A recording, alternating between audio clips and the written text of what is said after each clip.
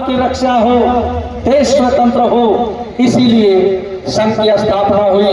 क्योंकि इतिहास को पढ़ करके देखिए, देश की आजादी केवल अंग्रेजी शासन में नहीं थी, केवल अंग्रेजों के अधीन नहीं थे। अरे देश 750 साल मुगलों के अधीन रहा और पौने 200 वर्षों तक अंग्रेजों के अधीन रहा।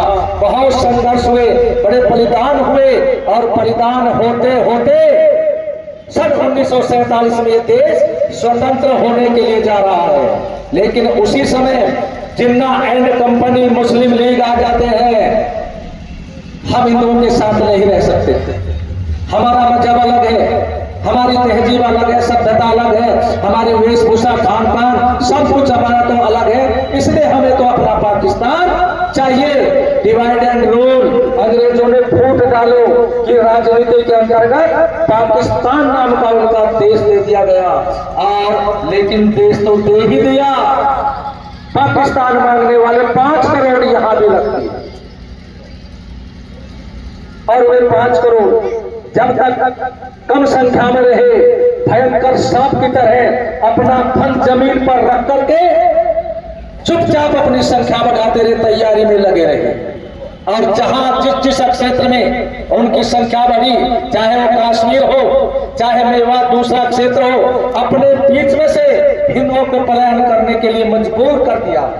और आज स्थिति ये है कि वे 5 करोड़ बढ़ते बढ़ते आज 35-40 करोड़ हो गए हैं। उस देश के लिए खतरा पैदा हो गया है और आज कहने लगे हैं हम इस देश के मालिक थे। एक ओवैसी का भाई आपने देखा सुना होगा, कहता था हम इस देश के मालिक थे। लेकिन मैं कहना चाहता हूं, इस देश का मालिक यहां रहने वाला पाकिस्तानी विचारधारा का नहीं है। अरे ये देश सनातन धर्म के लोगों का है। ये देश मुल्ला का ना काजी का, अरे ये देश मुल्ला का ना ये काजी का, ये देश है छत्रपति शिवाजी का, ये देश है छत्रपति शिवाजी का। तो देश स्वतंत्र हो गया, बंटवारा हो गया और वही स्थिति आज बनती जा रही है। आज देश के बंटवारे की बात नहीं, कहते हैं हम इस देश पर कब्जा कर लेंगे। अरे वो समय चला गया, हो सकता है उस समय क्या मजबूरी रही होगी, देश पर कब्जा नहीं हो पाएगा।